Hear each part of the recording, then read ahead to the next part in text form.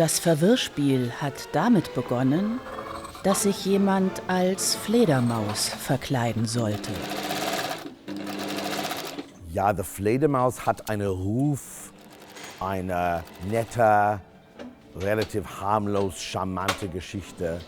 Und wir machen das auf Silvester und alle sind glücklich.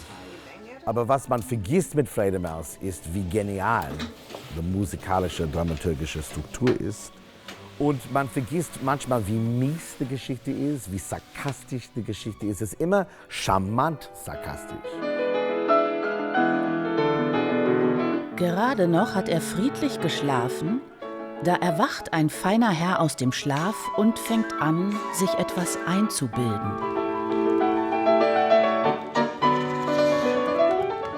In diesem Albtraum, Eisenstein liegt ins Bett, in seinem Nachthemd, wacht auf und ist durch die Straßen Wien von einer absolut wilden Truppe Fledermäuse gejagt.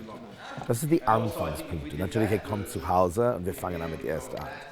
Durch diese Ouvertüre, wir können dann entwickeln, dass Wien ist auch eine Halluzination. Wien, ist es Nostalgie? Ist es Disneyland? Ist es Exterior, Interior? Für mich ist so wichtig, dass man benutzt das Mittel von Theater, theatralisch in alle meine Operette-Inszenierungen. Ich mache dreidimensionale Charaktere in ein nicht realistisches Setting. Das bedeutet, sie müssen Fleisch und Blut sein. Aber ich habe kein Interesse, eine absolut 1:1 domestische, bürgerliche Wohnzimmer zu machen auf der Bühne. Danke. Jetzt kannst du vielleicht hinten.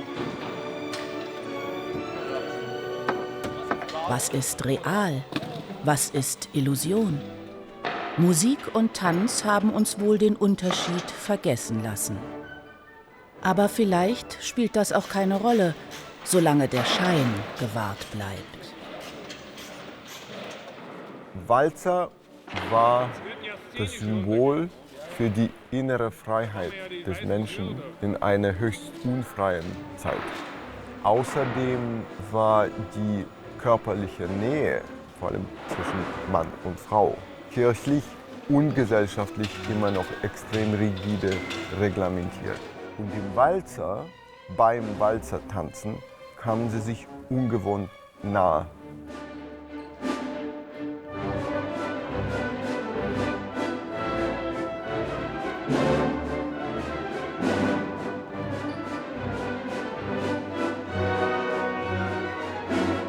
Es ist eigentlich gar keine Operette.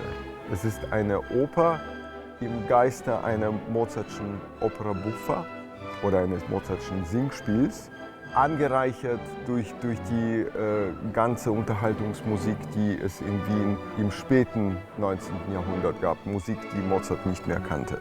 Aber die Zeichnung der Personen und die unglaubliche, geniale Instrumentierung, die erinnern schon an Mozart. Die Ehe als Symptom der Bürgerlichkeit führt in der Regel zu Frustration. Beharrlich versuchen die Beteiligten, daraus auszubrechen.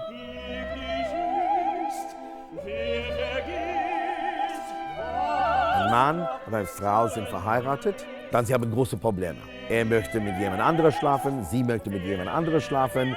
Er geht in Disguise, sie ist verkleidet in irgendetwas anderes. Aber was es wichtig ist, dass man hat in diesem Fall, ist, dass der Ball dann, dieser Rausch von alles ist möglich, muss ein richtiger Kontrast sein. So, das muss Menschen da sein, das sind nicht bürgerlich, sie sind nicht heterosexual, sie sind nicht eher besessen.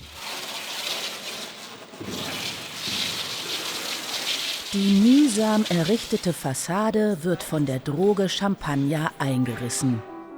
Die Komödie zeigt den nackten Menschen.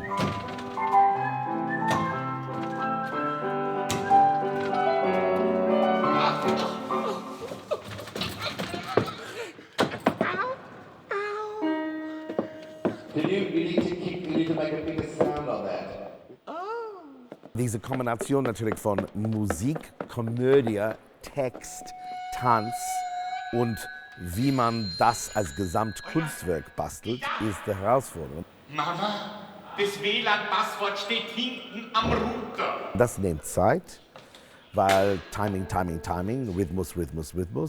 Und man muss diese wunderbare Balance machen. Und das ist die Herausforderung für mich und für den Darsteller und Darstellerin. Eine Augen ist ernsthaft, eine Augen ist ironisch und winkt zu dem Publikum. Verfluchter Champagner.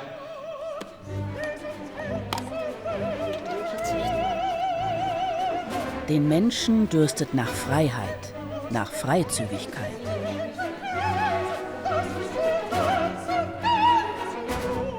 Die Stück hat für mich ein Gefühl, als ob das in einer ganzen Halluzination ist. Durch den Champagner, durch diesen Dionysien-Rausch, besonders der zweite Akt. Das sollte keine harmlos, spießige, bürgerliche Champagnerrezeption sein. Wir haben Sektgläser verboten in den Filmen. Das muss etwas, wo Eisenstein und Falke denken, wow, wir müssen zu dieser verrückten Party gehen. Das hat eine erotische Strahlung, das hat Walze natürlich, das hat Champagner. So, es muss fast ein Delirium sein. Am Ende findet die Gesellschaft vielleicht nur im Rausch zu sich selbst.